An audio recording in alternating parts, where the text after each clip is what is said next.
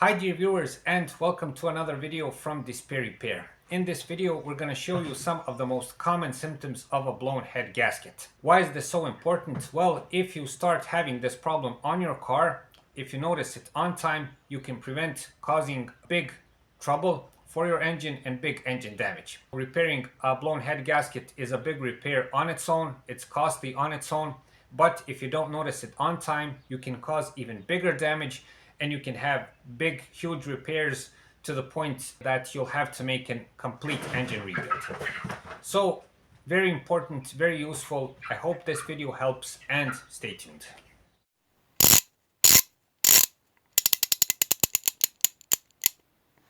DisplayRepair.com. Be sure to visit us at our website DisplayRepair.com, where you can find more useful car and driving tips. Now we'll take the symptoms from top to bottom. So I'm going to show you, since I had this kind of problem on one of my previous cars, so I'm speaking from experience and what I've seen on other cars also. I'll tell you how the usual sequence of events goes when this problem happens. The first symptom that you'll notice is overheating, okay? So the needle on the temperature gauge will not be in the middle as usual, but it will start to overheat and go towards the red field over here. At the beginning of the problem, you'll probably first notice that there is a mild overheating. So it won't be like when you have, I don't know, a low coolant level, a bad thermostat, a bad thermal switch or something like that. And when you start to drive and the engine reaches working temperature and all of a sudden the temperature gauge goes like this and overheats. With a blown head gasket, at the beginning of the problem, the overheating will be mild, okay? It will be somewhere in this section right here, just over the middle. And that is the first telltale sign that you have some kind of problem, and it will always be present. Later, as the problem progresses, and we'll talk about this later in the video, the overheating will be even worse. So the temperature gauge needle will even go higher. So once more, the first sign of trouble is mild overheating, and you see that the temperature gauge is a bit over the middle, and as the problem gets worse, the overheating will get worse also. Now, after the overheating, you will notice probably a slight decrease in the engine performance. In what way? Well, mainly when you try to accelerate, for instance. When you press the accelerator pedal, instead of the sharp response, the car will feel a bit slower than usual. And this problem gets worse over time, as the head gasket problem gets worse. This symptom much resembles if you were to hook a trailer onto your car and then try to drive. One more thing that you may notice, and this happens in the later phase of the problem, is engine misfires. This happens when the head gasket has almost totally failed and coolant starts getting into the engine cylinder while it's working. Coolant disrupts the combustion cycle and this causes the misfires. Now, another easy way to spot a bad head gasket problem is by checking the coolant level. With this problem, the coolant level will constantly be low. So even if you add coolant and put the level between minimum and maximum, after a couple of days, a couple of weeks, depending on how bad the head gasket problem is, the coolant level will be low again. Also, one more telltale sign is if, since it's natural to check for leaks when you have this kind of problem, you won't see any leaks around the coolant hoses, under the car, there won't be any leaks at all. Now, one more sure symptom of this problem is when you turn off the engine, and this happens especially if you've driven the car for a longer period of time, from the coolant bottle you will hear a gargling or boiling sound, okay? Just like boiling water. Why does this happen? Well, because of a blown head gasket, and this is put in simple terms, the combustion from the engine manages to go into the coolant system, and that excessive pressure ends up in the coolant bottle. Another symptom of this problem, and this usually happens in the later stages of a blown head gasket, is coolant leaks.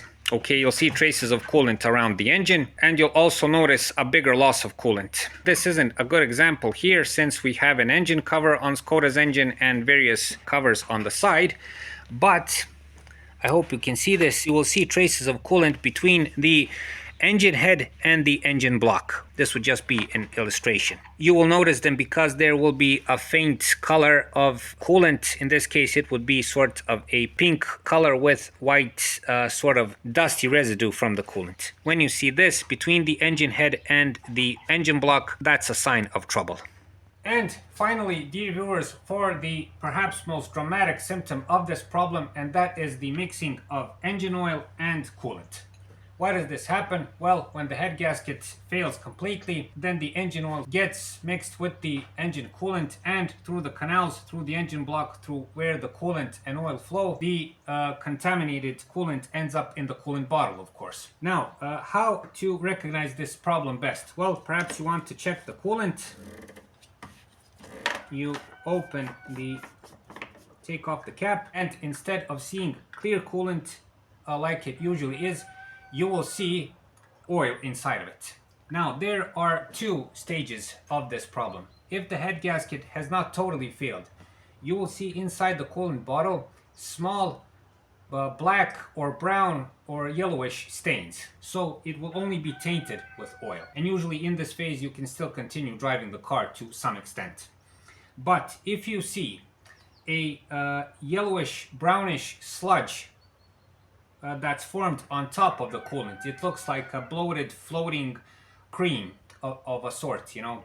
If you see that flowing inside the coolant bottle, then that is the final phase of the problem, and you should not drive the car if you don't want to have further problems and cause bigger damage. Also, you may notice on the cap that same sludge forming. Besides this, if you have a radiator here with a cap, if you take off the cap off the radiator, you'll notice the same sludge inside the radiator. So those were the most common symptoms of this problem. To resume on this part, and with that I will conclude the video.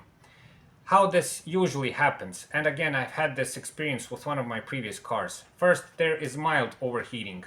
And when you notice this, the moment you notice that the temperature gauge is higher than usual, you should raise the alarm and be aware that there is a problem. It could be something else, it doesn't have to be the head gasket, but you should be aware that something is going on.